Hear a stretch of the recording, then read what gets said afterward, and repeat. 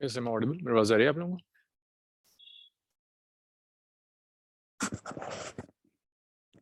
रोशनी, साची, I'm audible.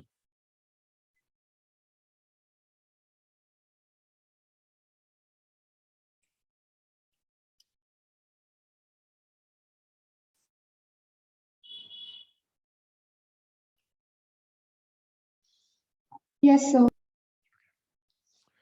So, last class तक आपका कैपिलैरिटी सर के साथ खत्म हो गया था ना? जाहिद सर ने क्लास ली थी, मैं अवेलेबल नहीं था। कैपिलैरिटी उन्होंने कंप्लीट करा दिया था। सर लास्ट हमने work done to form a drop किया था। Work done to form a drop तो मेरे साथ किया था ना जाहिद सर के। लास्ट ट्यूसडे क्या हुआ था? Sir surface tension. Surface tension start हुआ था। Yes sir. अच्छा, सरफेस टेंशन में क्या क्या हो गया था? सरफेस टेंशन करा दिया था, एक्सेस ऑफ प्रेशर करा दिया था। No sir. अच्छा, एक्सेस ऑफ प्रेशर नहीं हुआ था। लास्ट टॉपिक क्या हुआ था मुझे बताओगे? कोई एक बचा? सर साइड सर की क्लास में या फिर इस वाली क्लास में? जाहिद सर, जाहिद मतलब लास्ट क्लास तो जाहिद ने ली थी ना मेरी क्लास, तो मुझे इसका आता है कि उसने शायद कैपिलैरिटी तक कंप्लीट करा दिया है। सर लास्ट जो है मैंने लिख रखा है कॉन्सेप्ट ऑफ इंटरैक्टिंग सरफेस। और कोई था क्लास में? सांची, आप थी क्लास में?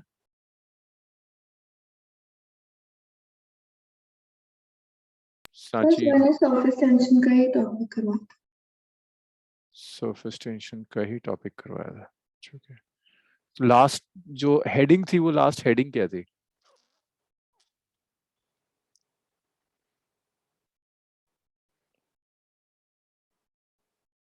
Calculation of surface tension. Okay, just one second, just one second. Zahid sir से पूछ लूं कहाँ तक कराया था।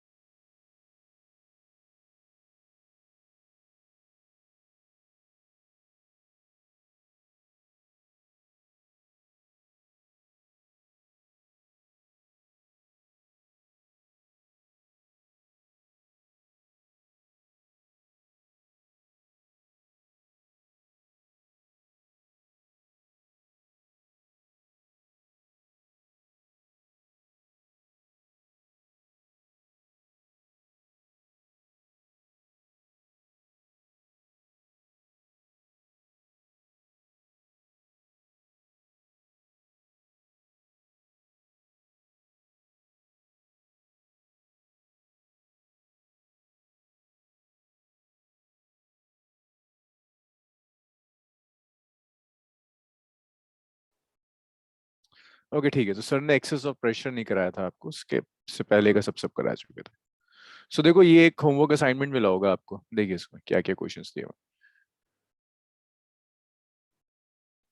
Surface tension of a soap solution आपको गिवन है। ये जो लास्ट टॉपिक आपने सर से किया था उसी को बेस्ड है। How much work is done to produce a soap bubble of radius 0.045 metre. So देखो, वर्क डन जो होगा against the surface tension, that work done is surface tension into increase in area. Increase in area होगा outer surface area means 4 pi r2 square, final area minus initial area that's 4 pi r1 square. Means वो आपसे कह रहा है कि आपको एक bubble बनाना है जिसका रेडियस 0.05, बबल चाहिए 0.05 मीटर का। तो ये वॉक डन करना होगा final area minus initial area. तो यहाँ भी आप 4 पाई कॉमन ले सकते हैं, तो 4 पाई s हो जाएगा, it's r2 square minus r1 square. अब वैल्यू रख दो, it's 4 pi into s। r2 देखिए कितना है, 0.05, this is 4.05 square minus r1। Initially तो बबल था ही नहीं, जब बबल नहीं एग्जिस्ट करता था तो r1 कितना है, 0। So that's 0 square. तो यहाँ से और सरफेस टेंशन की आपको वैल्यू गिवन है 0.03। सो ये वर्क डन आ जाएगा, this is question number 1। So work done is 4 pi into s, 0.05 square minus 0। So this is 0.05 square only. Surface tension की वैल्यू ये दी हुई है 0.03, आप रख सकते हैं। ये बताओ, ये क्लियर हुआ कुछ? अंशिका, अंशिका तो बाद में आई है। Sanchi, Roshni, yes sir. Yes, sir. Sidra, Alviya, clear है यहाँ तक? Yes, sir. नेक्स्ट देखिए। यस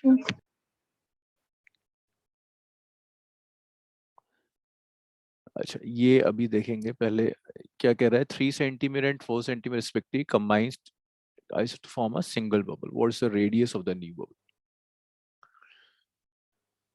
पहले थर्ड कर लो क्योंकि उसके लिए कुछ कॉन्सेप्ट्स और चाहिए होंगे। ये दिया, soap film is formed in a rectangular frame of length 7 centimeter. Dipping into soap solution, the frame hangs from the arm of a balance. Extra weight of 0.38 gram is to be placed in the opposite plane to balance the pull of the frame. तो देखिए, ये मैं solve कर रहा हूँ 3। इन दोनों के लिए थ्योरी मुझे अभी डिस्कस करनी।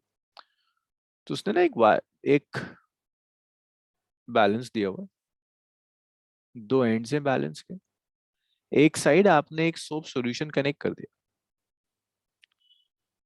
ये एक फिल्म कनेक्ट कर दी। इस फिल्म में सरफेस टेंशन होगी, सरफेस टेंशन इस एंड से इसे पुल करेगी। दूसरे एंड पर आपने एक वेट कनेक्ट किया हुआ है 0.38 ग्राम का। यहां पर आपने 0.38 ग्राम का मास कनेक्ट किया हुआ है, और ये मास इस तरफ से इसे बैलेंस कर रहा है। मतलब ये सरफेस टेंशन के इफेक्ट को ये वाला मास बैलेंस कर रहा है। तो आपसे कह रहा है calculate the surface tension of the soap solution. तो देखिए, सरफेस टेंशन की वजह से पुल करता है, तो force due to surface tension आप लिख सकते हैं, this is surface tension multiplied by the length of the free surface. तो फ्री सरफेस के लेंथ से आपने मल्टीप्लाई कर दिया और ये वेट हो mg। सो एक तरफ आपने वेट अटैच किया हुआ है, एक तरफ सरफेस टेंशन पुल कर रहा है। इक्विलिब्रियम तभी होगा जब वेट और सरफेस टेंशन एक दूसरे को बैलेंस कर जाएगा। तो इक्विलिब्रियम में जो बॉडी का वेट होगा mg, that is equal to force due to surface tension s into L. अब जो सोप सॉल्यूशन होती है that is a double surface, तो इंस्टेड ऑफ एल आप इसे मल्टीप्लाई करोगे 2l से, डबल सरफेस।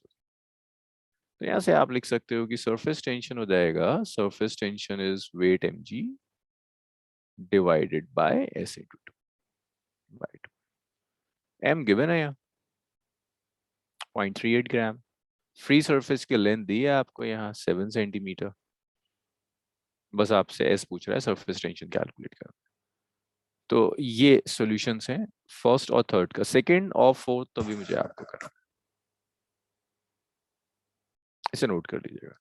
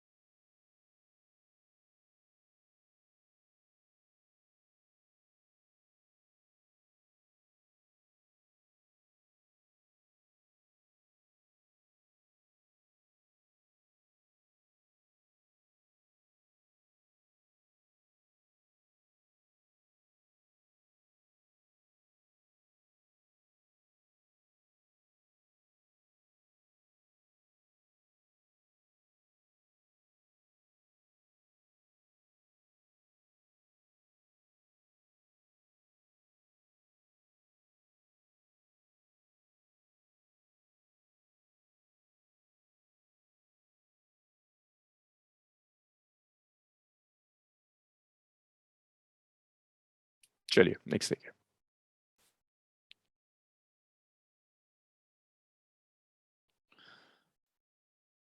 सरफेस टेंशन के बाद नेक्स्ट जो टॉपिक है दैट्स एक्सेस ऑफ प्रेशर। अच्छा, एक्सेस ऑफ प्रेशर स्टार्ट करने से पहले, क्योंकि सरफेस टेंशन मैंने डिस्कस नहीं किया, तो जरा सा आप लोग मुझे कुछ बताओ। अंशिका, क्या समझ में आता है आपको सरफेस टेंशन से? What is surface tension exactly?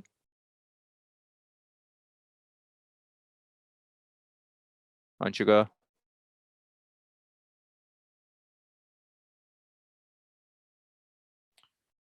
Okay. Roshni? हाँ, अंशिका कुछ बता रही है। यस अंशिका बताइए। बच्चे आप ऑडिबल नहीं हो, आपकी आवाज नहीं आ रही मेरे सर डेफिनेशन या फिर फॉर्मूला?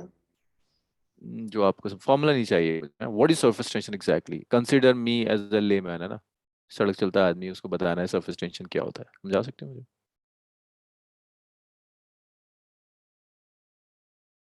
यस रोशनी। यस। हाँ कोई तो बोलो, सब सर कह के चुप हो जाते हैं। So, So it's the property of liquid that allows it to resist external force. Property, okay. some property due to which free surface of a liquid behaves like a stretch membrane. Yes, sir tension of the surface of a liquid. Tension, right. So सब almost ठीक कह रहे हैं। अंशिका आपका answer मुझे नहीं मिल पाया अब तक। हाँ, तो ये पर्टिकुलरली लिक्विड की वो प्रॉपर्टी है जिसकी वजह से लिक्विड की जो फ्री सरफेस है that behaves like a stretch membrane. Just मैं एक थोड़ा सा इंट्रोडक्शन दे दूं आपको सरफेस टेंशन का, देन वी विल कंटिन्यू। दो लाइन की चीज है। लिक्विड की जो फ्री सरफेस है ना, वो एक मेम्ब्रेन की तरह काम करती है। अब देखो रबर मेम्ब्रेन क्या है, आपने एक बलून लिया, उस बलून में एयर फिल कर दी, तो बलून की टेंडेंसी होगी कि वो बलून कॉन्ट्रैक्ट कर दे। ऐसा होता है ना, रबर की वजह से बलून कॉन्ट्रैक्ट करने की कोशिश करेगा। रबर में इलास्टिसिटी है, इलास्टिसिटी कोशिश करती है कि बलून दोबारा वहां आ जाए जहां से वो चला था। तो यहाँ जो हो रहा था बलून में कि आप जैसे ही एयर निकालोगे बलून दोबारा से कॉन्ट्रैक्ट कर जाएगा। That was due to elasticity of air, elasticity of rubber membrane. इसी तरह से जस्ट लाइक अ बलून, अगर आपने एक लिक्विड की ड्रॉप ले ली, so that drop will try to have a minimum surface area. इस ड्रॉप की टेंडेंसी होगी to contract. This drop will try to have a minimum surface area, contract करने की कोशिश करेगी। और जिस फोर्स की वजह से ये ड्रॉप कॉन्ट्रैक्ट करने की कोशिश करती है, वो फोर्स जिस प्रॉपर्टी की वजह से आती है दैट सरफेस टेंशन। लिक्विड की फ्री सरफेस कॉन्ट्रैक्ट करने की कोशिश करेगी। अब वो फ्री सरफेस ड्रॉप की भी हो सकती है। ऐसा भी हो सकता है आपने एक कंटेनर में लिक्विड रख लिया, ये जो लिक्विड की फ्री सरफेस है, आपने वाटर लिया ग्लास में, जो वाटर की फ्री सरफेस है ऊपर वाली जो free surface, that surface will try to contract, कोशिश करेगी कि कॉन्ट्रैक्ट कर दे।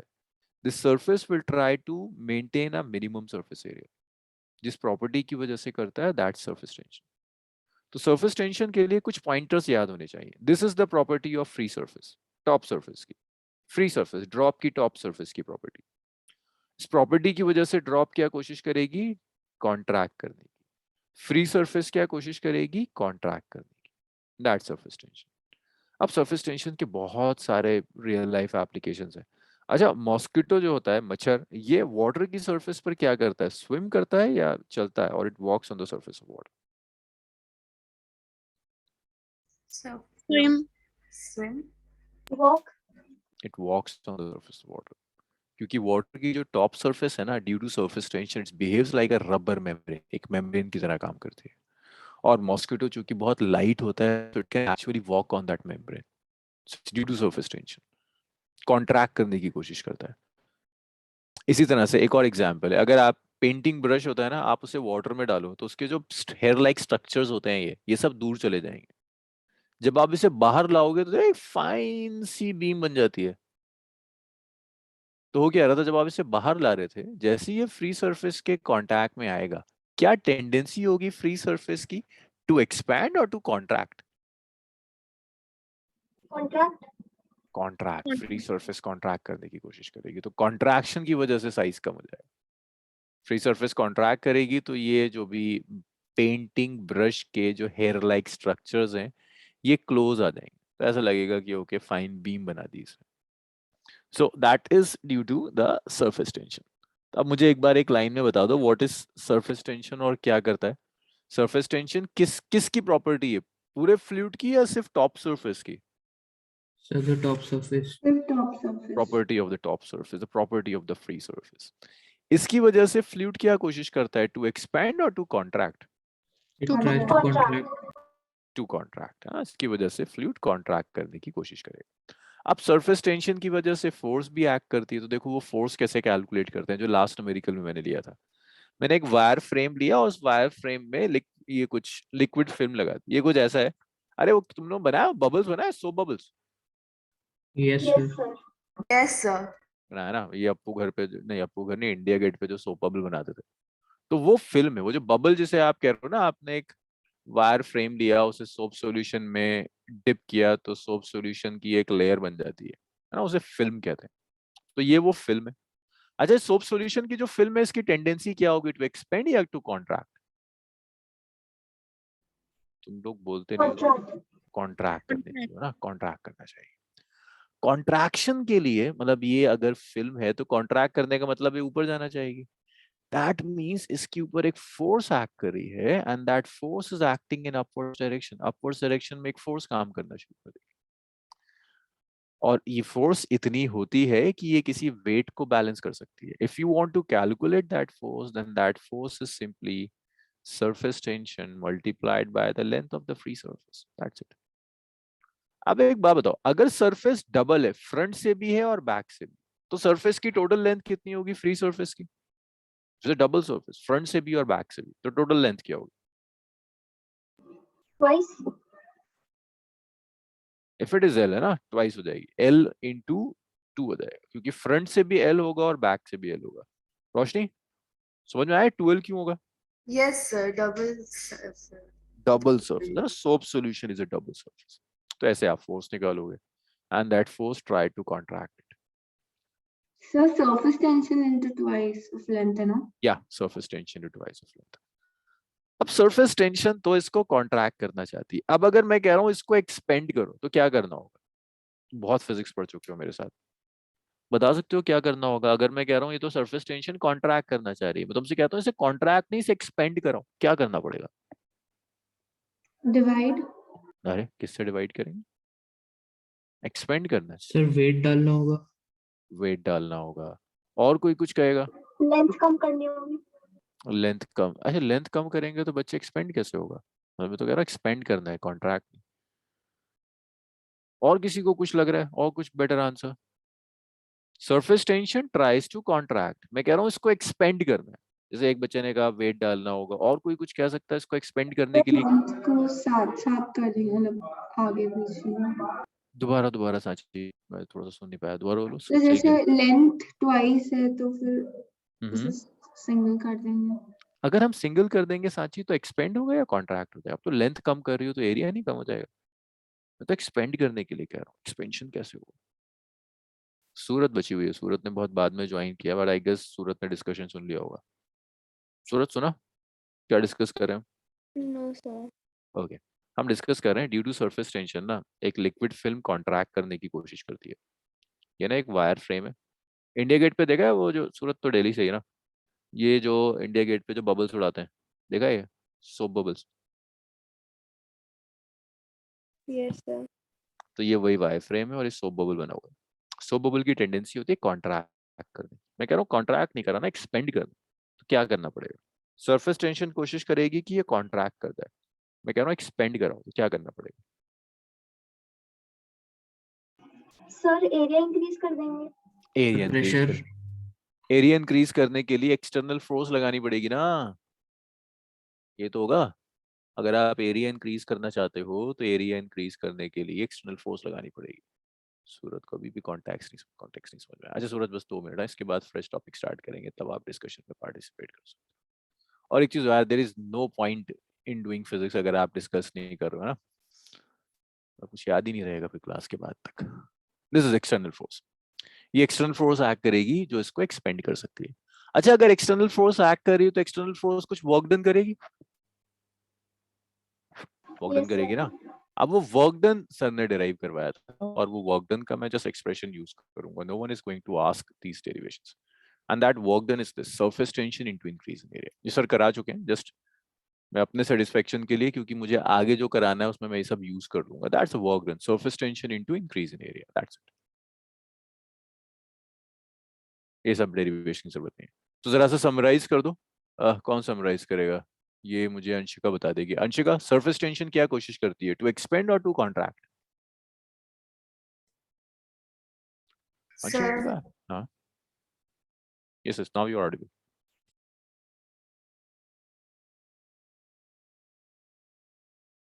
Anshika, you're audible. अच्छा, नहीं थी, किसी और की आवाज थी. sir, ma'am. अच्छा, रोशनी थी. अंशिका, बच्चे एक बार जरा लॉग आउट करके लॉग इन करना. तब तक मैं रोशनी का सुनता हूँ. रोशनी कैसे समराइज कर रही है. आप एक बार लॉग आउट करके लॉग इन करो. आई गेस कुछ ना माइक में कुछ बग है. एक बार आप हाँ. यस रोशनी, आप बताइए. Sir, contract होगा. कॉन्ट्रैक्ट करेगी. और कॉन्ट्रैक्शन के लिए जो फोर्स चाहिए वो कैसे आएगी रोशनी? Sir, surface tension into length. Into length है ना. व्हाट इज ये लेंथ? किसकी लेंथ है?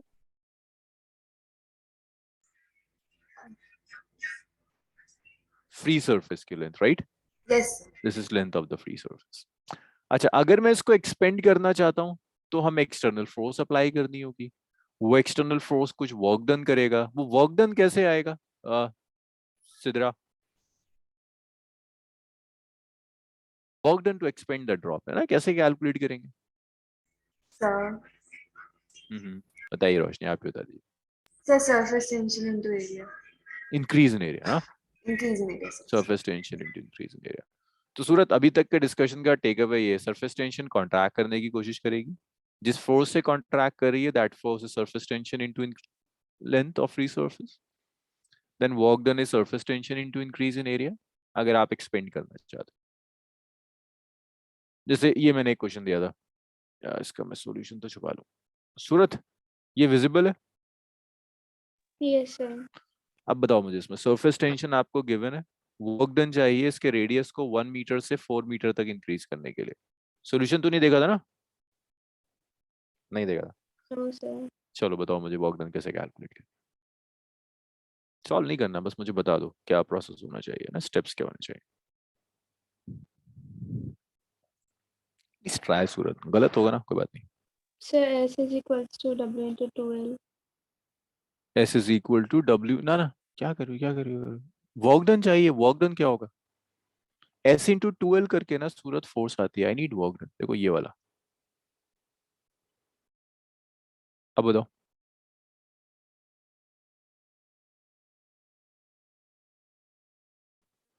It's surface tension into increase in area. Sphere का एरिया कैसे निकालोगे सूरत? स्फीयर का एरिया 4πr². तो देखो, surface tension into final area minus initial area, that's increase in area. And since this is a soap bubble, double होता है तो इसलिए 2 से यहां मल्टीप्लाई. ये Surat, am I clear now? Yes, sir. Sir हाँ जी, कहाँ थे आप? लेट हो गए? नहीं सर, मैं तो 5 मिनट वैसे जल्दी ही करा जाऊंगा. अच्छा, अभी सुनेगा मुझसे. अभी आया, मैंने अलाउ सर किया. 4:30 लिखा था सर. 4:30 लिखा? यस सर, 4:30 था टाइमिंग. बच्चों ऐसा कुछ था क्या? मैं 4:30 आया सर. सर मैंने देखा नहीं, वो मुझे व्हाट्सएप याद ग्रुप पे था. सर ने पहले के लिए लिखा था, वो मुझे पता चल गया था. यूजुअली वो 4:30 एक एक्सेप्शन उस डे के लिए था. चलो कोई नहीं. खैर, मैंने कुछ नहीं किया. जो लास्ट क्लास में सर ने कराया था, जडेज सर ने, मैंने उसी को रिपीट किया था. अभी तो हम आगे का डिस्कशन शुरू करेंगे अपना. सो ओके, ये तो सर ने कराया था, तो इसका सब टेक अवे इतना याद होना चाहिए. Surface tension tries to contract. अब एक बात बताओ मुझे, तो अर्पित, अभी का डिस्कशन सिर्फ सरफेस टेंशन जो आपने किया था, मैं उसी को जरा सा बच्चों के साथ डिस्कस कर रहा था कि कितना समझ में आया. कि सरफेस टेंशन की टेंडेंसी होती है, सरफेस टेंशन कोशिश करती है कि बॉल जो भी ड्रॉप है या फ्री सरफेस है वो कॉन्ट्रैक्ट कर दे. अब एक बात बताओ, अगर मैं तुमसे कहूँ एक वाटर ड्रॉप है, if it is a drop of water, है ना, वाटर ड्रॉप, पहले हम सोचेंगे, एनालाइज करेंगे, फिर हम कैलकुलेट करेंगे. वाटर ड्रॉप, इसकी सरफेस टेंशन है. That surface tension will try to shrink the drop, है ना. सरफेस टेंशन कोशिश करेगी ड्रॉप को श्रिंक करने की. It tries to shrink the drop. अब ये बताओ, क्या ड्रॉप श्रिंक करती है? अगर आपने एक वाटर ड्रॉप देखी हो, कैसा होता है कि वो कॉन्टिन्यूअसली श्रिंक कर रही होती है या वाटर ड्रॉप्स इक्विलिब्रियम में होती So it could So equilibrium. equilibrium. है? इक्विलिब्रियम में। सूरत ऐसी होता है, इक्विलिब्रियम में होगी ड्रॉप, अगर Yes. आपने एक वाटर ड्रॉप ली। अब अगर ये श्रिंक कर रही, सरफेस टेंशन एक्ट कर रही थी, सरफेस टेंशन एक प्रेशर अप्लाई कर रही है which is try to shrink this drop, और ये ड्रॉप श्रिंक नहीं हो रही, इसको कैसे एक्सप्लेन करोगे? ना due to surface tension this drop should shrink, but ये ड्रॉप श्रिंक नहीं कर रही, इसका क्या मतलब है? क्या कंक्लूड कर सकते हो, कैसे इस चीज को एक्सप्लेन कर सकते हो? जैसे हिंट और दो। एक तो यार ये ना, तुम लोगों को लेक्चर सुनने की ऐसी आदत पड़ गई है कि तुम अपना दिमाग नहीं चलाते। ये एक वो है, बलून है, एयर बलून। बलून में रबर की टेंडेंसी होती है कॉन्ट्रैक्ट कर जाने की, लेकिन ये बलून कॉन्ट्रैक्ट क्यों नहीं करता? अगर आपने बलून में एयर भर दी तो एक बलून इक्विलिब्रियम में रहता है, मींस ना वो एक्सपेंड कर रहा है ना कॉन्ट्रैक्ट कर रहा है। ऐसा क्यों होता है? रबर तो कॉन्ट्रैक्ट करने की कोशिश कर रही है, कौन है जो रबर को बैलेंस कर रहा So the air, है? because air, right, air. Air pressure act करेगा and that air pressure will try to balance the elasticity. तुम्हें यहाँ नहीं लगता कि यहाँ भी कोई प्रेशर होगा जो अंदर से एक्ट कर रहा होगा, जो कोशिश करेगा कि ये Yes, सरफेस sir. टेंशन के प्रेशर को बैलेंस कर दे? वी नीड दैट प्रेशर, वो प्रेशर हमें कैलकुलेट करना। यस अंशिका, अब माइक काम कर रहा है आपका? Yes, sir. हाँ फाइनली। सो हमने सिर्फ ये डिस्कस किया अंशिका कि सरफेस टेंशन कोशिश करती है कि ड्रॉप श्रिंक कर दे, ठीक है? यही होता है ना, अगर मैंने एक लिक्विड ड्रॉप ले ली, उस लिक्विड ड्रॉप में जो सरफेस टेंशन एक्ट करेगी, उस सरफेस टेंशन की टेंडेंसी होगी कि ड्रॉप श्रिंक कर दे। बट अगर वो ड्रॉप श्रिंक नहीं कर रही, इसका मतलब है उस ड्रॉप के अंदर भी कोई प्रेशर काम कर रहा है, जो प्रेशर कोशिश करता है कि वो ड्रॉप श्रिंक ना करे। हम वो प्रेशर कैलकुलेट करना चाहते हैं। मैंने एग्जांपल ऐसे दिया था कि अगर मैंने एक बलून ले लिया, रबर बलून, उस रबर बलून में सर्फ रबर की इलास्टिसिटी की वजह से टेंडेंसी होगी टू श्रिंक, बट उसके अंदर एक प्रेशर और एक्ट कर रहा होगा which is the air pressure. जो एयर का प्रेशर रबर के प्रेशर को बैलेंस कर जाता है, और ये रबर का बलून श्रिंक नहीं करता। तो आपने क्या कराया सर इससे पहले? मेरा जस्ट अभी एक्सेस ऑफ प्रेशर स्टार्ट किया। Okay sir. इससे पहले तो मैं वो डिस्कस कर रहा था जो लास्ट क्लास में जेड सर ने कराया था। सो आपने एक दोबारा देख लो, एक वाटर ड्रॉप ली, surface tension try to shrink this drop, will try to shrink this drop, और इसी एक एक प्रेशर अप्लाई करेगा ना, इट विल अप्लाई प्रेशर। अच्छा, वो प्रेशर कैसा होगा भाई? इनवर्ड्स होगा, आउटवर्ड्स होगा? outwards. आउटवर्ड्स होगा। अरे सरफेस टेंशन कॉन्ट्रैक्ट करने के लिए जो प्रेशर लगाएगा वो कैसा होना चाहिए? So trying to inwards. It should be inwards ना, इनवर्ड्स। उस प्रेशर को बैलेंस करने के लिए इस ड्रॉप के अंदर जो लिक्विड मॉलिक्यूल्स हैं वो एक प्रेशर अप्लाई करेंगे जो इसको बैलेंस करने की कोशिश करेगा। So drop have some pressure inside which try to balance pressure by surface tension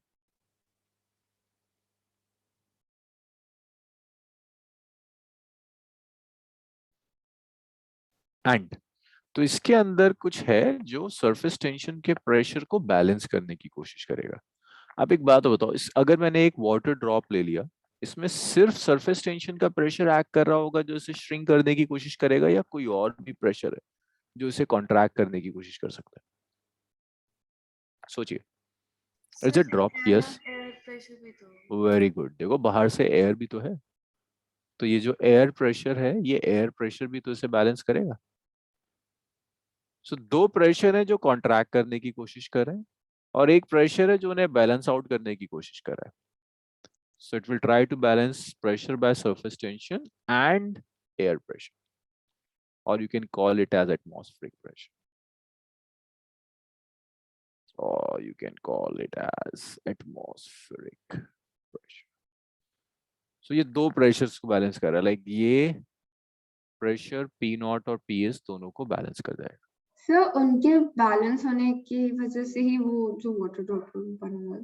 right, water drop इसीलिए इक्विलिब्रियम में रहती है. अगर ये प्रेशर ना होता तो सरफेस टेंशन और एटमॉस्फेरिक प्रेशर इसे श्रिंक कर देता. सो ये जो प्रेशर होगा P, that's P0 plus PS. ऐसे होना चाहिए. This is trying to balance this pressure ना, so that should be equal to the sum of these two pressures, right? Yes sir. Good. अब देखो इसमें, अगर मैं P और P0 को कंपेयर करूं, जस्ट P और P0, so आप मुझे बता सकते हो whether P is greater than P0 or P is less than P0 or P is it should be equal to P0 just by looking at this equation. आप मुझे So बता P सकते is greater. greater. P is हो? Obviously greater. P is right, P is P0 plus something, that means P is greater than P0. कितना greater है P P0 से? PS की equal? Yes. So PS. This PS, this is the extra pressure है ना. P के पास P0 के comparable जो extra pressure है, that is PS. This extra pressure is known as excess of pressure. This is excess of pressure. And what this excess of pressure do? ये क्या कर रहा है? ये किसका pressure है? This is pressure due to surface tension, right? Yes, sir. Yes, sir.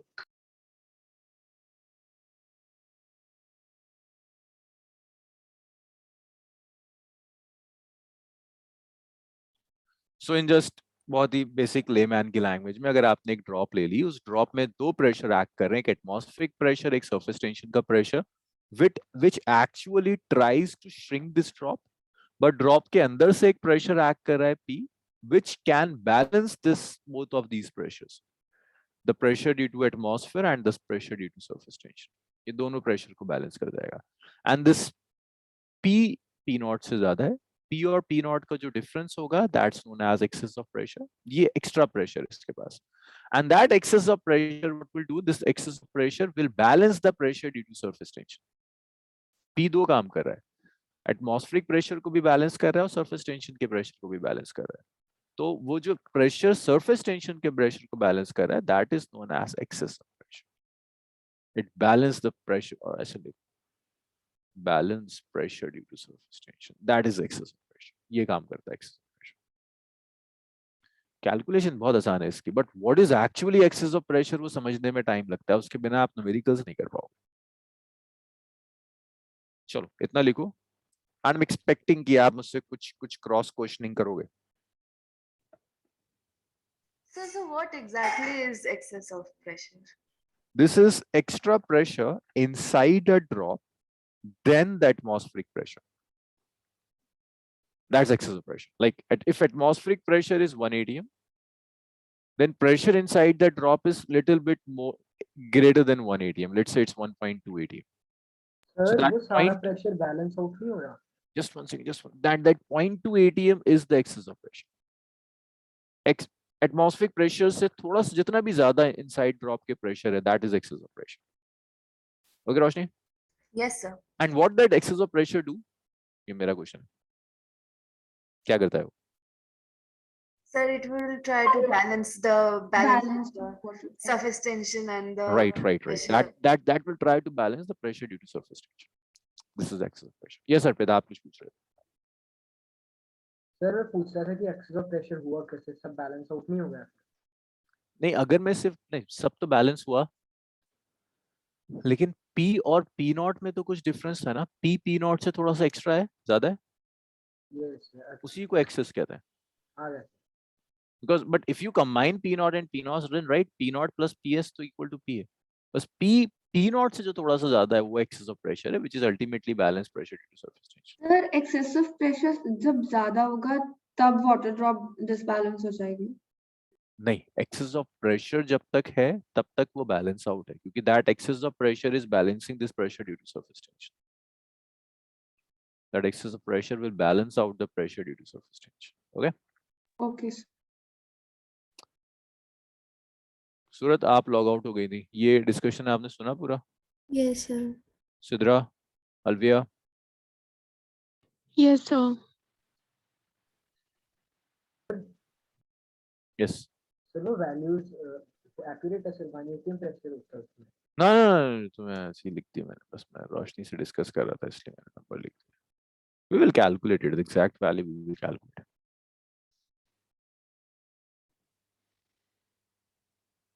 असल में नंबर्स के थ्रू हम टीचर समझाए ना तो आपको जरा जल्दी समझ में आए। ये लिख लो मेरा नंबर भी एक बार, तो मैं बता देता हूँ, तुम खुद डिसाइड कर सकते हो कि इनसाइड प्रेशर कितना हो। इसको चाहो तो ऐसे भी लिख सकते हो, पी आई लिख दो। हाँ, दिस इज इनसाइड प्रेशर ना, this is P I, this is P I, pressure inside the drop.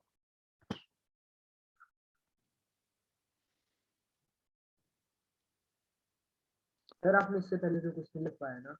नहीं,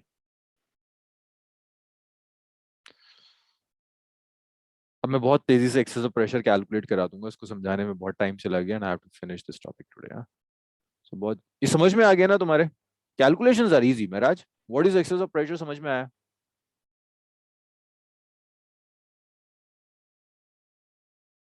Yes, sir.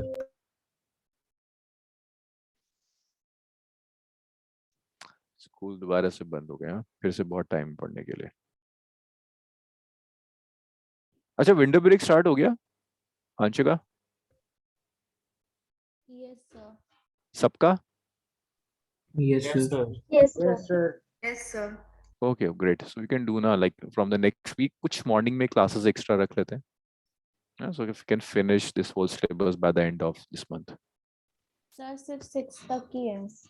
हाँ तो ठीक है ना, second, third, fourth, fifth, six तक यूज कर लेते हैं। अब तो वैसे भी स्कूल कहाँ जा रहे हो, तो दोबारा से सब लॉकडाउन लॉकडाउन लग रहा है। दिल्ली में ही हुआ है? दिल्ली में तो मुझे पता है कि हो गया। What about NCR and other states? Sir, Gurgaon में भी नहीं हुआ है. अभी नहीं हुआ है। अर्पित, चंडीगढ़ का क्या हाल है? नहीं हुआ अभी? जा रहे हो उसमें? स्कूल्स तो बंद हो गए सर। बंद हो गया। Okay, so that's excess of pressure. Surat, what about Noida? है भी स्कूल या बंद हो गया? No, sir, बंद है. बंद है तो बहुत बढ़िया ना, we can have some extra classes and finish this syllabus by the end of the month. So देखो, यहाँ पर एक सोप बबल है, ड्रॉप मान लो। सूरत, ये क्वेश्चन आपके लिए। ये ड्रॉप है, एक लिक्विड ड्रॉप है। आपको बताना है कि इसके अंदर प्रेशर कितना होगा। I need the value of this P inside. मैं आपको कुछ कुछ डेटा दे रहा हूँ। इसमें सरफेस टेंशन जो प्रेशर अप्लाई कर रही है ना, that's pressure due to surface tension is let's say 10 Pascal's. इसमें एटमॉस्फेयर भी कुछ प्रेशर अप्लाई कर रही है ऊपर से। एटमॉस्फेरिक प्रेशर इज लेट्स से इट्स 1 atm होता है, लेकिन कुछ नंबर ऐसा ले लेते हैं जो हम कैलकुलेट कर पाए, 20 पास्कल्स। और इसके ऊपर देख रहे हो लिक्विड भी भरा हुआ है बेचारा, ये ड्रॉप किसी लिक्विड के अंदर है। और ये जो लिक्विड जो प्रेशर एक्सर्ट कर रहा है, देखो लिक्विड भी प्रेशर एक्सर्ट करेगा। लिक्विड जो प्रेशर एक्सर्ट कर रहा है, सबसे ज्यादा एक्सर्ट कर रहा है 30 पास्कल्स। बट ये ड्रॉप ले लो या एयर बबल ले लो, एयर बबल जरा कुछ रीजनेबल होगा ना, लिक्विड के अंदर लिक्विड ड्रॉप तो नहीं हो सकती। This is an air bubble. So Surat, my question is कि एयर बबल के अंदर कितना प्रेशर होना चाहिए कि ये श्रिंक ना करे?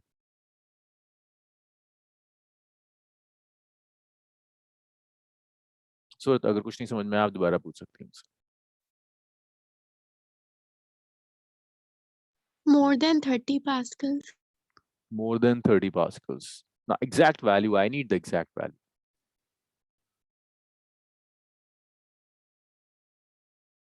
कोई बताएगा मुझे the exact value, the pressure inside the drop? There are three pressures. One is pressure due to surface tension downwards, pressure due to atmospheric downwards, pressure due to the liquid downwards. इसके अंदर pressure कितना? 60 pascals. 60। 60 pascal. सूरज, आपको क्या लगता है? Yes, sir, more than 60 pascals. Why should be 60 pascals? या सूरज? ताकि balance हो जाए. So as to ताकि बैलेंस हो जाए ना। 20 + 10 + 30 is equal to 60 पास्कल्स। दैट 60 पास्कल्स का प्रेशर इसके अंदर होगा। एक्सेस ऑफ प्रेशर कितना होगा? इस प्रेशर, ये बेसिकली ये जो सरफेस टेंशन वाले प्रेशर को बैलेंस कर रहा है ना, दैट्स एक्सेस ऑफ प्रेशर। तो ये जो प्रेशर लगा रहा है 60 पास्कल्स का, उसमें से कितना एक्सेस ऑफ प्रेशर है? I need numbers. 50 कितना बढ़ जाएगा अभी सुनेगा? सर 10 10 सर 10 10 60 में से 10 ही तो है जो सरफेस टेंशन को बैलेंस कर रहा है। तो आउट ऑफ दिस 60 जो 10 पास्कल्स है, that is the excess of pressure. That is what we call the excess of pressure, right? Okay, let's do. ये समझ में आया ना? yes sir सर Let's दोनों start. को पीएस से क्यों लिखा हुआ है? दोनों पीएस का है। ये है लिक्विड का pressure, this is liquid, okay ये पीएस है। चलिए कैलकुलेशन स्टार्ट कर दो। सो आपको कैलकुलेट करना था excess of pressure inside liquid drop. छोटी छोटी कैलकुलेशन है।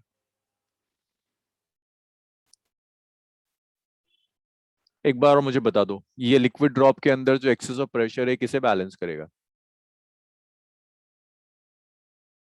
surface. सरफेस टेंशन के प्रेशर को। Let's say the radius of the liquid drop is R. इसके अंदर कुछ एक्सेस ऑफ प्रेशर काम कर रहा है P. I call this as excess of pressure. This is my excess of pressure.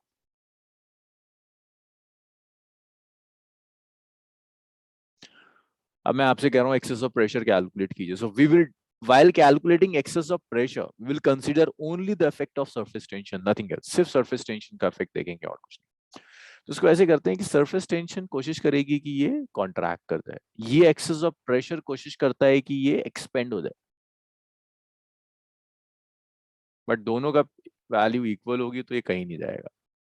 But let's assume कि ये जो एक्सेस ऑफ प्रेशर है ये कोशिश करता है कि ड्रॉप का रेडियस कुछ इंक्रीज हो जाए। पहले आर था, कुछ डी आर से इंक्रीज हो जाए। तो ड्रॉप का फाइनल रेडियस कितना हो गया? अबे पहले आर था, Plus D R, dr. R plus D R, it's R plus D R. तो एक्सेस ऑफ प्रेशर ने कुछ वर्क डन किया to expand the radius of drop by D R. I need work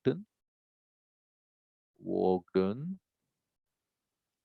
by excess of pressure.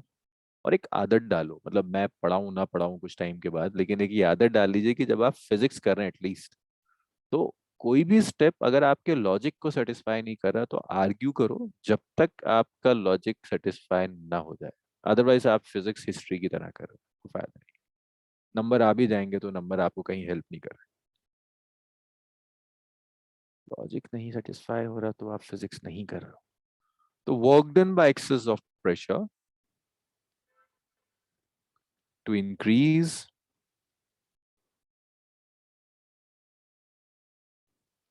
radius of drop। कितना drop का radius change हो रहा है? बताएगा ही नहीं कोई मुझे। dr. dr मुझे वर्क डन चाहिए, एक बार मैं कैलकुलेट करूंगा। वर्क डन होता है force, right, multiplied by displacement. मुझे बताओ ड्रॉप कितना डिस्प्लेस कर गई होगी? यहां से लेकर ड्रॉप यहां तक आ गई, बाउंड्री यहां तक आ गई, कितना डिस्प्लेस कर गई? Sir dr dr. तो वर्क डन क्या होगा? F into D are. और F को आप क्या लिख सकते हो? देखो F को आप लिख सकते हैं 4 pi r square into P, right. Force is pressure into area ना, प्रेशर पहले लिख देते हैं, pressure into area is force into D R. This is force, this is force, this one is force. That's equation number. अच्छा, अब ये तो आ गया work done by excess of pressure to increase radius of drop by D R. मुझे चाहिए work done by surface tension. अच्छा, अब एक बात बताइए, सरफेस टेंशन जो वर्क डन करेगी वो वर्क डन आप कैसे कैलकुलेट करो? किसी को Surface याद है? tension to change in area. into change Ah. in area. Great, surface tension into change in area. So that surface tension. Final area कितना है? What is the final area? मैं कुछ नहीं बताऊंगा, अब ये दिख रहा है सर तुम्हें? 4 pi r plus dr square right, 4 pi R square Right. होता है, तो आउटर रेडियस है r प्लस डी आर।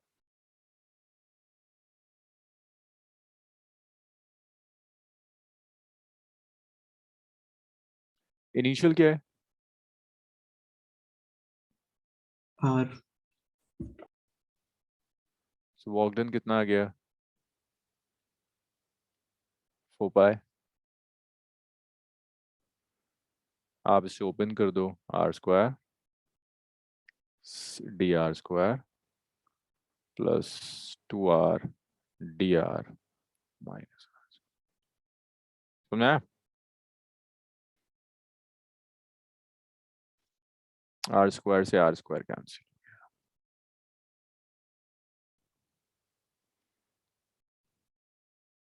तो सरफेस टेंशन कैलकुलेट नहीं करी अभी। नहीं सरफेस टेंशन नहीं कैलकुलेट करनी, हमें तो एक्सेस ऑफ प्रेशर बेसिकली ये कैलकुलेट करना है।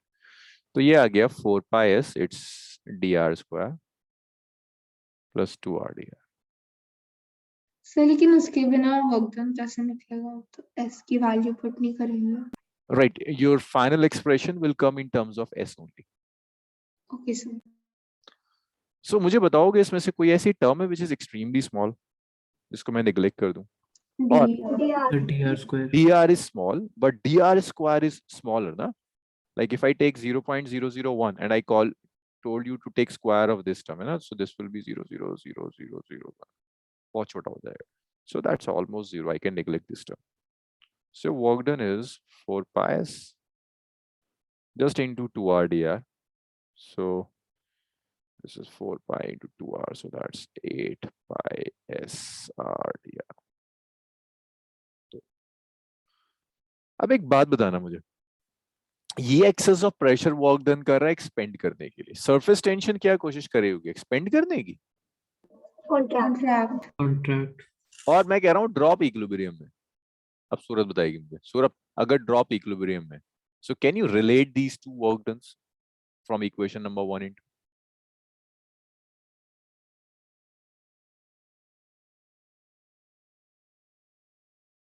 सूरत, can you relate work done from equation number 1 and 2?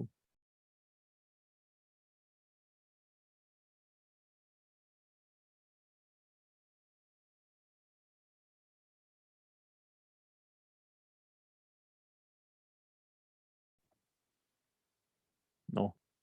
Anshika, can you relate work done in equation number 1 and equation number 2?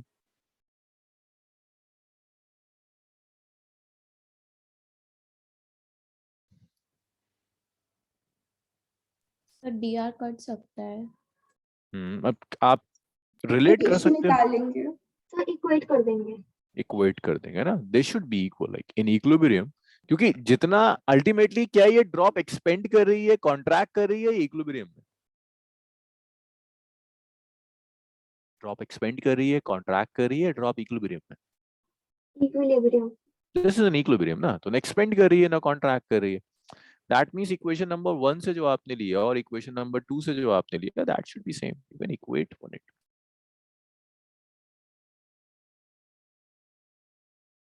So when you equate them, it's P into 4 pi r squared dr is 8 pi sr into dr.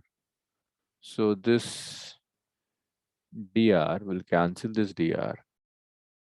4 pi से 8 pi cancel होगा, 2 हो गया. Square से r cancel हो गया. So your P is 2s by r. So this is the excess of pressure inside a soap bubble. This is the excess of pressure. Surat, यहाँ तक clear है?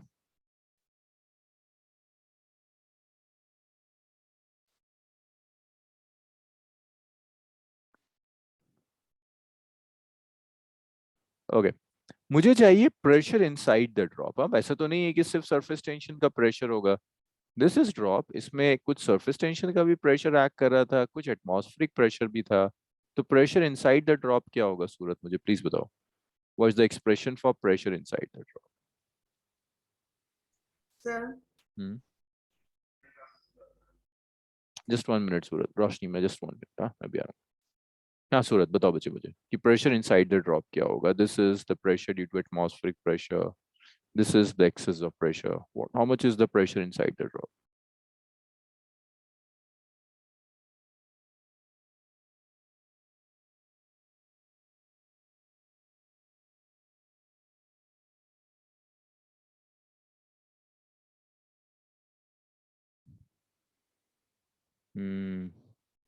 ये किसी और बच्चे को भी ये भी ट्राई करें। गुड सूरत। हाँ देखो सूरत ने तो सही बताया। अब मुझे ये कोई और बता देगा, एक अंशिका और बता देगी। That's good. सांची और रोशनी का हमेशा हाथ उठा हुआ था। अंशिका। गुड सिद्रा। और इससे मत डरा करो कि आंसर गलत होगा। मतलब जब तुम आंसर देते हो ना और वो गलत भी होता है तो तुम्हारा ब्रेन थोड़ा सा एक्टिव हो जाता है, वो एकदम से जाग जाता है, स्लीप मोड से निकल जाता है। You will add them up ना। जो दो बच्चे सही बता चुके हैं मुझे। इनसाइड जो प्रेशर होगा that's atmospheric pressure plus the pressure due to the surface tension है, P naught plus 2s by r. So this is the pressure inside a drop. This is the excess pressure inside a liquid drop.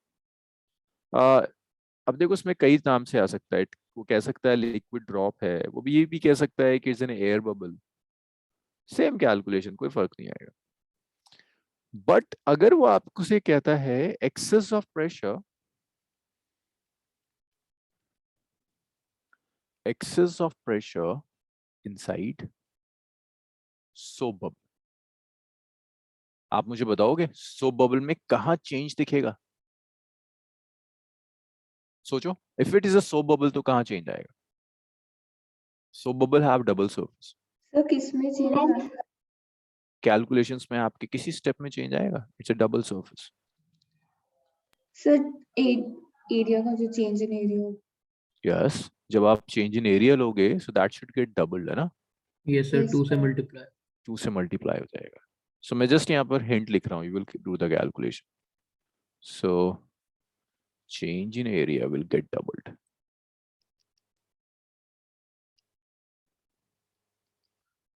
सो जो surface excess of pressure होगा ना that will becomes 4s by r। Change in area double होगा, so जो excess of pressure होगा inside the soap bubble that will be 4s by r। Now that's it. चलिए इसको भी लिख लीजिए। जितना तो लिख लिया था ना आपने, ये सब तो नोट कर लिया था। Yes, sir. Yes, sir. चलिए यहां से नोट करना शुरू कीजिए।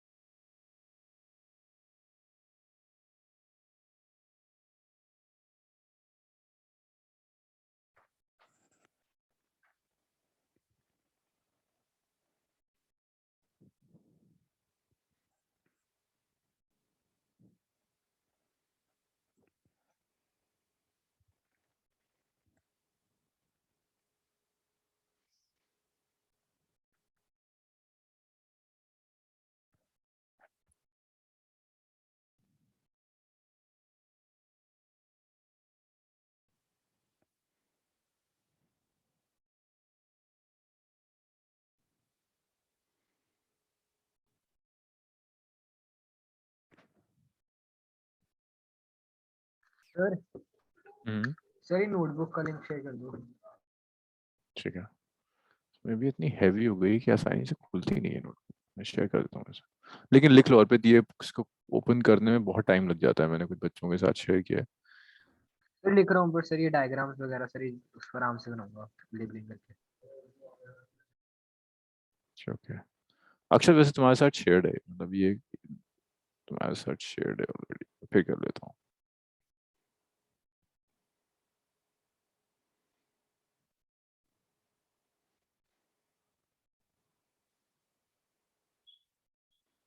चैट रूम में डाल दिया।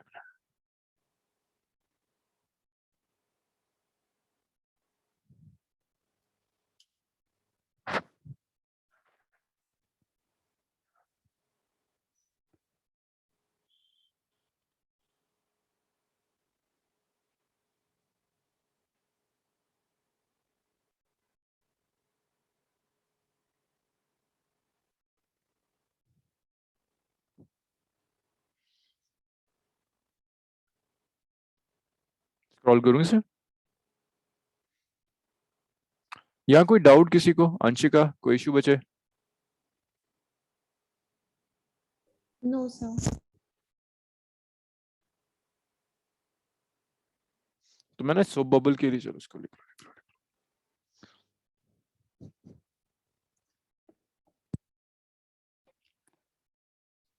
सर स्क्रॉल कर दीजिए।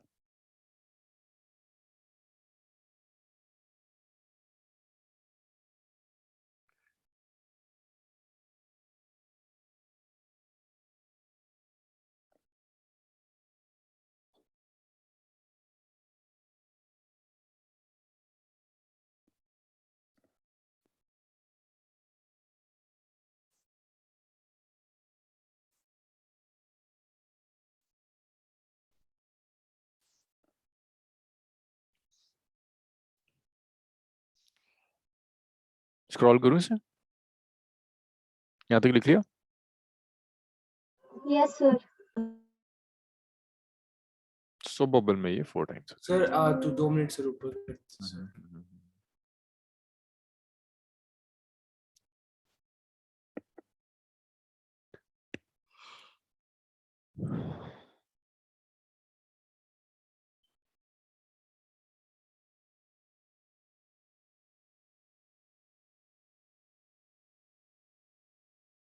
Yes, sir.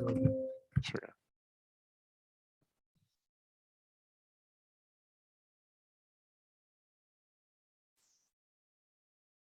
सूरत, कोई इशू इसमें?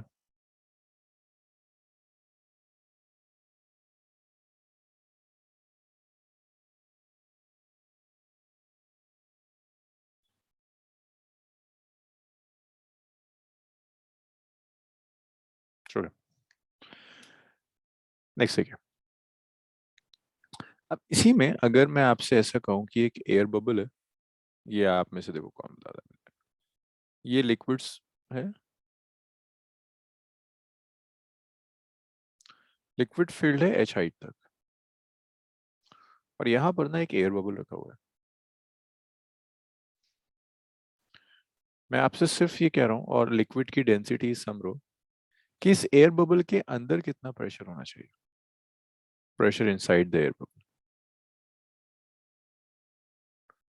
मुझे बता सकते हो ये जो pressure inside the air bubble होगा ये कितने प्रेशर बैलेंस करेगा? एक प्रेशर को बैलेंस करेगा, दो प्रेशर बैलेंस करेगा, या ये तीन प्रेशर को बैलेंस करेगा? Three. Three pressure. कौन कौन से थ्री होंगे वो pressure? Atmospheric hmm and the pressure of liquid. Plus surface tension. Yes, sir. Very good. तीन प्रेशर बैलेंस करेगा ना, pressure due to atmosphere, pressure due to surface tension and the height of the liquid column, pressure corresponding to the height of liquid column. इन तीन pressure को balance कर जाएगा। So it's P not plus 2s/r plus h rho g। लिख लीजिए।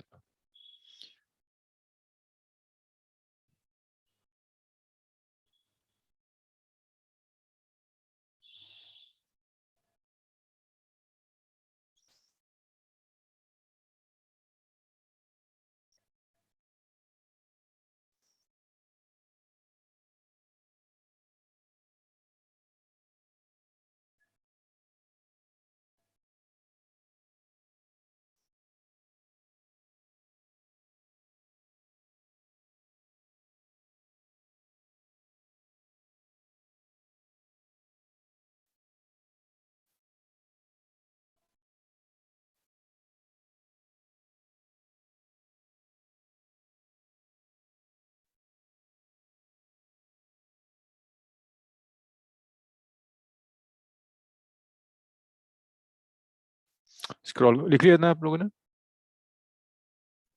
yes sir.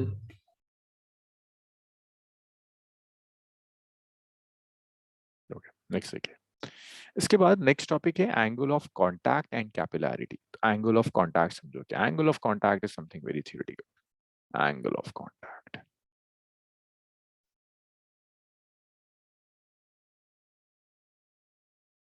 Angle of contact क्या होगा? आपने एक लिक्विड सरफेस ली, कंटेनर में लिक्विड लिया, तो ये कंटेनर है और ये आपके लिक्विड सरफेस है। ये टॉप सरफेस है, इस टॉप सरफेस को मेनिस्कस कहते हैं। सो मेनिस्कस लिक्विड का होगा और ये सॉलिड सरफेस है। अब आपने इस लिक्विड के मेनिस्कस के ऊपर एक टैंजेंट ड्रॉप किया। This is the tangent over the meniscus and this is the solid surface. तो इस टैंजेंट में और सॉलिड सरफेस के बीच में जो एंगल होगा that angle would be theta. Tangent और लिक्विड सरफेस पे टैंजेंट और सॉलिड सरफेस के बीच में जो एंगल होगा, इस एंगल को हम एंगल ऑफ कांटेक्ट कहते हैं। तो exactly angle of contact is the angle between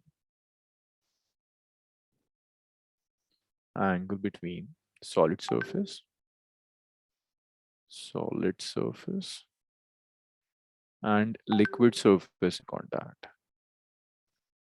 liquid surface in contact। तो सॉलिड सरफेस और उसके कांटेक्ट में जो लिक्विड सरफेस है, उनके बीच में जो एंगल होगा that angle is the angle of contact. इसको आप एंगल ऑफ कांटेक्ट कहते हैं। अब ये एंगल ऑफ कांटेक्ट तीन तरह का हो सकता है depending upon the shape of liquid surface. और ये जो मेनिस्कस है इसका तीन तरह का शेप होता है। आप ऐसे लिख सकते हो, तीन तरह के मेनिस्कस होते हैं। एक होता है कॉनकेव अपवर्ड्स,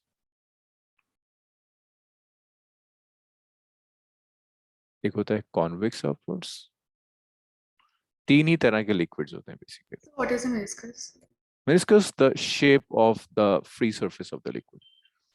जैसे आपने अगर वाटर में एक ग्लास लिया, मैं ग्लास बहुत फाइन ग्लास लेने की बात कर रहा हूँ, लाइक कैपिलरी ट्यूब टाइप, बहुत कम एरिया का आपने कैपिलरी ट्यूब लिया, उसमें जो वाटर की जो टॉप सरफेस होगी, इसके शेप को मेनिस्कस कहते हैं। तो तीन तरह के शेप्स हो सकते हैं। ऊपर से कॉनकेव हो सकता है।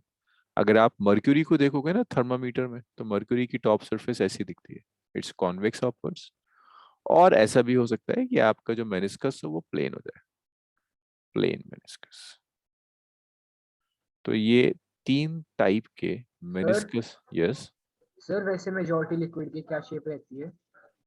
कॉनकेव, मेजॉरिटी की कॉनकेव होगी। और सर ये स्ट्रेट किस में होती है, प्लेन? ये अभी मैं लिख रहा हूँ एग्जांपल।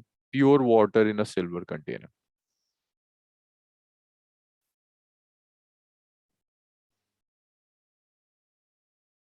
सो देखिए कॉनकेव मेनिस्कस ऐसा दिखेगा, यहीं से कैपिलैरिटी का कॉन्सेप्ट आता है।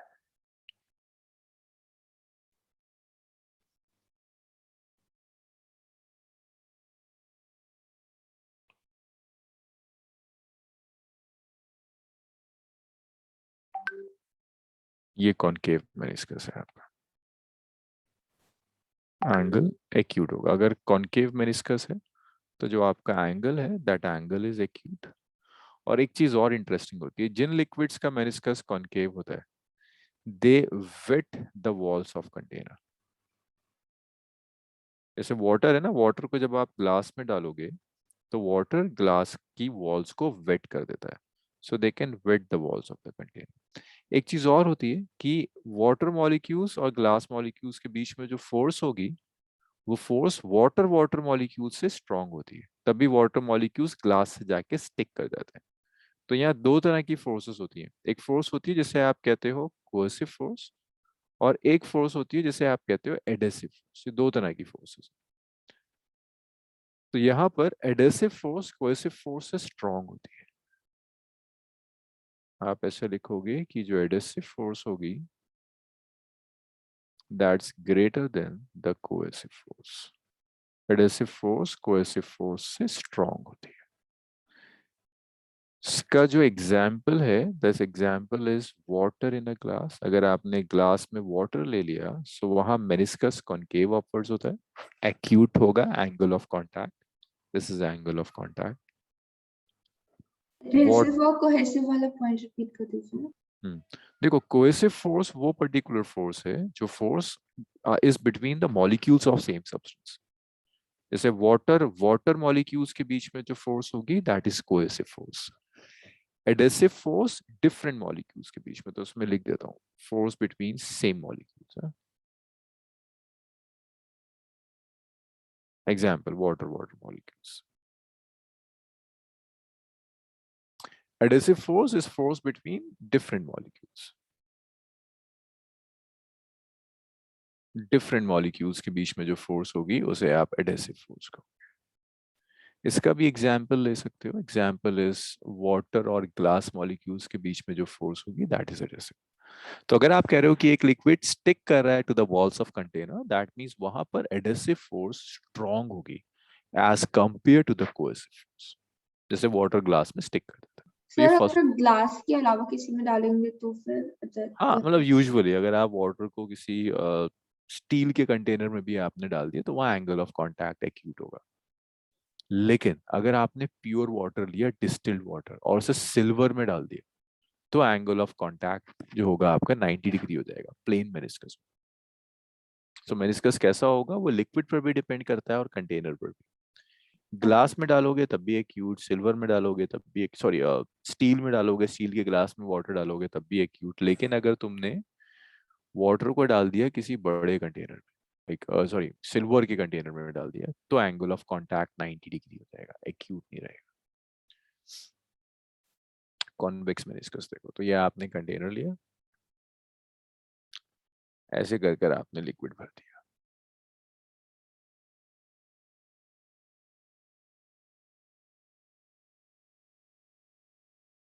तो ये एंगल ऑफ कांटेक्ट है, ये सॉलिड सरफेस है, this is angle of contact. तो अगर कॉन्वेक्स मेनिस्कस है तो आपका जो थीटा होगा that theta is an obtuse angle, angle of contact obtuse है, it does not wet the walls of container.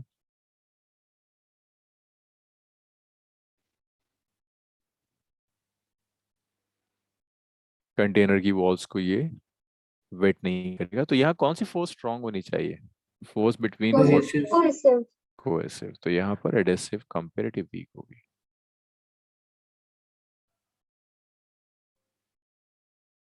इसका एग्जाम्पल हो जाएगा mercury in glass. In fact thermometer, आप तो डिजिटल थर्मामीटर होते हैं, अगर आपके पास कोई पुराना थर्मामीटर पड़ा हुआ हो उसमें जब आप देखोगे ग्लास में, ग्लास के थर्मामीटर में जब मर्क्यूरी है तो ऊपर से कॉन्वेक्स मेनिस्कस होता है, प्लेन मेनिस्कस। ये प्लेन मेनिस्कस। तो यहाँ जो एंगल ऑफ कांटेक्ट होगा देखो this will be 90 degree. Theta is 90 degree. यहाँ cohesive is equal to adhesive, दोनों इक्वल फोर्सेस होती हैं। इसका एग्जाम्पल है pure water in silver. Pure water को अगर आपने सिल्वर कंटेनर में रख दिया, सिल्वर के कंटेनर में अगर आपने इसे डाल दिया, then this will be this thing. चलिए इतना लिख लीजिए।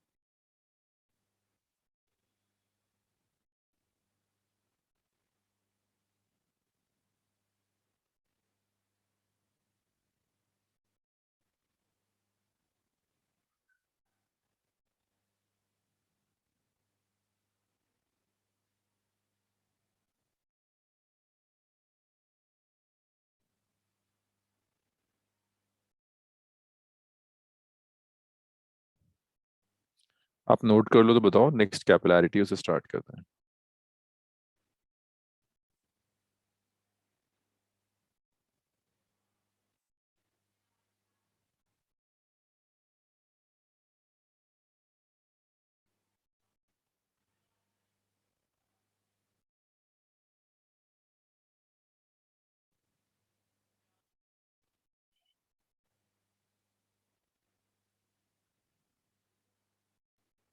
सर आप स्क्रॉल अप कर सकते हैं?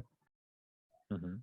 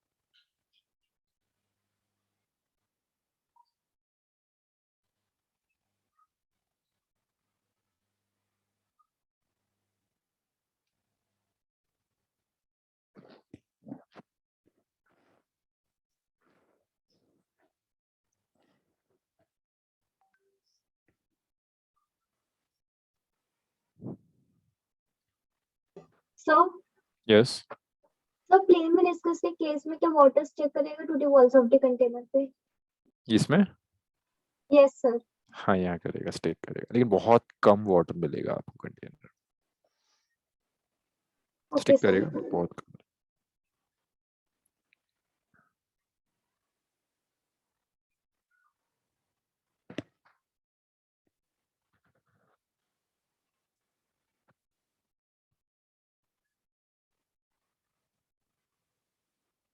सर इसका न्यूमेरिकल्स में यूज ज्यादा नहीं होता होगा? एंगल ऑफ कांटेक्ट का यूज ना सिर्फ अभी हम कैपिलैरिटी करेंगे उसमें होगा। एंगल ऑफ कांटेक्ट का जो यूज होगा उससे स्क्रॉल फर्स्ट। अप कर सकते हैं सर? जी दोबारा और ऊपर।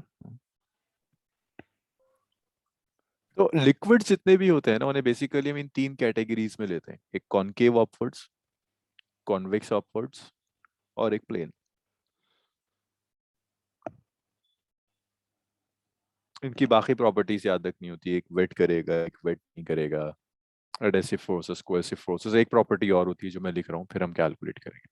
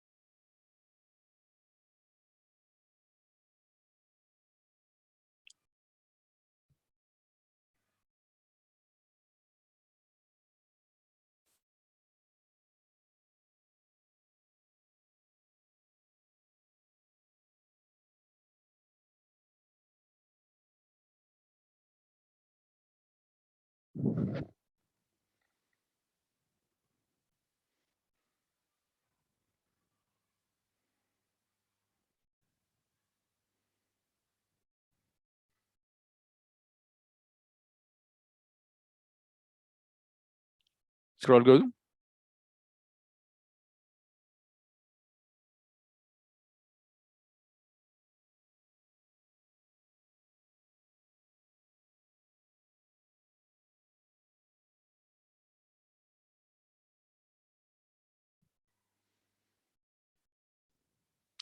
नेक्स्ट देखिए, angle of contact, concave upwards, convex upwards, plane meniscus.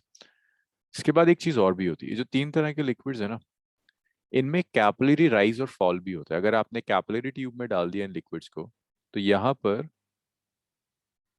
Level rise कर जाएगा। क्यों राइज करेगा वो मैं कैपिलैरिटी में डिस्कस कर रहा हूँ। Level of liquid will rise in capillary tube.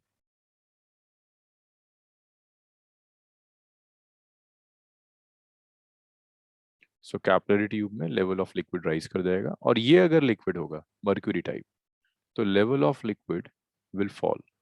इसको भी ऐड कर लेना। इसमें कुछ नहीं होता, ना राइज होगा ना फॉल होगा। यहाँ level of liquid will fall. This is a very ideal condition. मतलब बहुत रेयर होता है कि ऐसी कंडीशन आपको मिल जाए। अदरवाइज इन 2 कैटेगरीज में लिक्विड मिलते हैं, या तो राइज होता है या फॉल होता है। Fall in a capillary tube.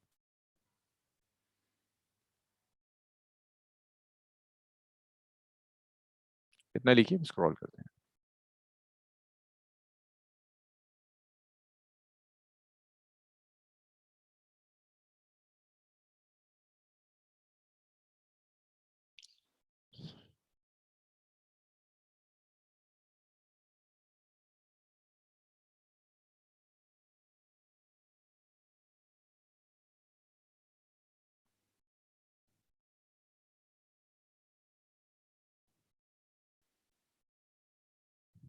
Scroll up कर सकते हैं?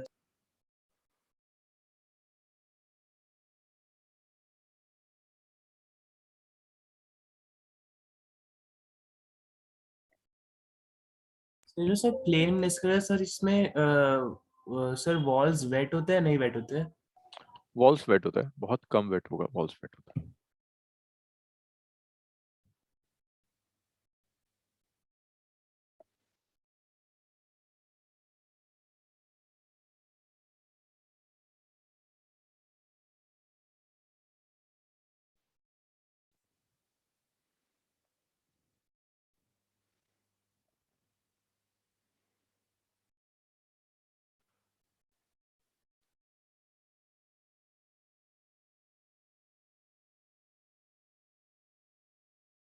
नेक्स्ट देखिए, कैपिलरी ट्यूब। क्या मतलब होता है कैपिलरी ट्यूब का? लास्ट टॉपिक है कैपिलैरिटी। देखो, कैपिलरी ट्यूब का मतलब है ये वो ट्यूब्स हैं जिनका डायमीटर बहुत कम होता है। बहुत फाइन ट्यूब्स होंगे, tubes having very small diameter. एक तो लैब में होते हैं टेस्ट ट्यूब्स, और एक और होते हैं कैपिलरी ट्यूब्स। लाइक एक टेस्ट ट्यूब में आप हंड्रेड्स ऑफ कैपिलरी ट्यूब रख सकते हैं। बहुत बहुत फाइन डायमीटर होता है, इन सम बहुत छोटे ट्यूब्स होते हैं। इन ट्यूब्स में एक फिनोमेना आपको दिखता है जिसे कहते हैं capillarity. Capillarity is simply the rise or fall of liquid in tubes of very fine diameter. Diameter बहुत बहुत कम है अगर ट्यूब्स का, वहां पर या तो लेवल ऑफ लिक्विड राइज कर जाएगा या फॉल कर जाएगा। That is known as capillarity. और जिन फ्लूइड्स में लेवल राइज या फॉल करता है उनको हम कैपिलरी ट्यूब्स कहते हैं। इसके बहुत सारे एग्जाम्पल्स हैं। लाइक अगर आपने देखा होगा घर में भी ना, वॉल में होता है कि एकदम सीलन आने लगती है। उसका मतलब ही ये है कि कहीं लिक्विड था, और वो लिक्विड बेसिकली जो ब्रिक होती है, ब्रिक में बहुत फाइन कैपिलरी ट्यूब से होते हैं। ब्रिक में बहुत होल्स होते हैं, उन होल्स के थ्रू लिक्विड ऊपर चढ़ जाता है। जैसे अगर आपने ये कंटेनर लिया, यहाँ तक था लिक्विड का लेवल, इसमें ना आपने एक बहुत फाइन ट्यूब डाल दिया, तो होगा क्या, ये लिक्विड का लेवल यहाँ राइज कर सकता है। This is capillarity rise. अगर लिक्विड कुछ ऐसा है जिसका मेनिस्कस कॉन्वेक्स होता है, तो वहां राइज करने की जगह लिक्विड का लेवल फॉल कर जाएगा। दैट्स अगेन कैपिलरी फॉल उसे कहते हैं। This is capillarity. अरे आप किसके पास बायो है, आपने पढ़ा होगा जाइलम फ्लोएम, कौन लेके जाता है वाटर Yes, ऊपर sir. तक? यस जाइलम, जाइलम या Xylem. फ्लोएम? जाइलम। तो जाइलम कैसे ले जाती है भाई, यहाँ वाटर तो रूट्स के पास होता है, ऊपर तक कैसे चलता है स्टेम्स तक? That's through capillarity action. तो जाइलम में ट्यूब्स टाइप स्ट्रक्चर्स होते हैं, उन ट्यूब्स के थ्रू वाटर ऊपर तक ट्रैवल करता है। सो वहां भी कैपिलैरिटी राइज यूज करते हैं। सो कैपिलैरिटी राइज में आपको एक्सप्रेशन कैलकुलेट करना होता है कि आपको, अच्छा ये आज फिर नहीं, इतना लिख लीजिए आप, आज नहीं हो पाएगा। बस एक लास्ट टॉपिक रह गया, so the next class will finish this capillarity and will start with something else, thermal start करेंगे। और जो विंटर ब्रेक में मैं एक्स्ट्रा क्लासेस के लिए कह रहा हूँ, निष्कर्ष आपके साथ शेड्यूल शेयर कर लेंगे, extra classes will try to finish up this thermal at least, फिर एक सिर्फ एक एसएचएम और वेव्स एक चैप्टर है वो रह जाएगा।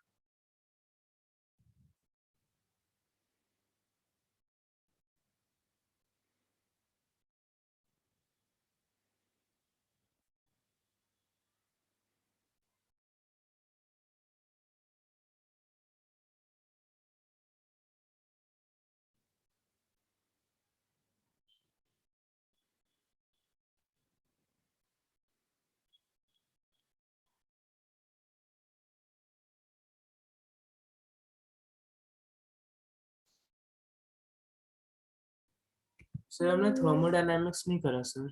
हाँ हाँ, इसके बाद करेंगे ना, इसके बाद है थर्मोडायनामिक्स।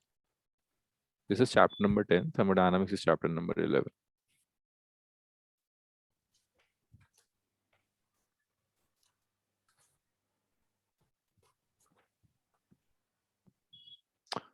ओके, लिख लिया आपने? फाइन, सो आज इसको यहीं छोड़ते हैं। Thank you okay, yes Nova, yes yes. Sir. आप क्या मुझे जेई वाली बैच में शिफ्ट कर सकते हैं? आपका क्या जेई है? Yes sir. ठीक है, मैं शिफ्ट करवा देता हूँ आपको। अब उस बैच से मैंने कुछ बच्चे शिफ्ट किए हैं तो उसमें स्पेस है, मैं ऐड कर देता हूँ। ठीक है, Okay, निष्कर्ष sir. से मैं टाइमिंग्स भिजवा दूंगा। ओके सर, चलिए, thank you sir. Okay, thank you, thank you.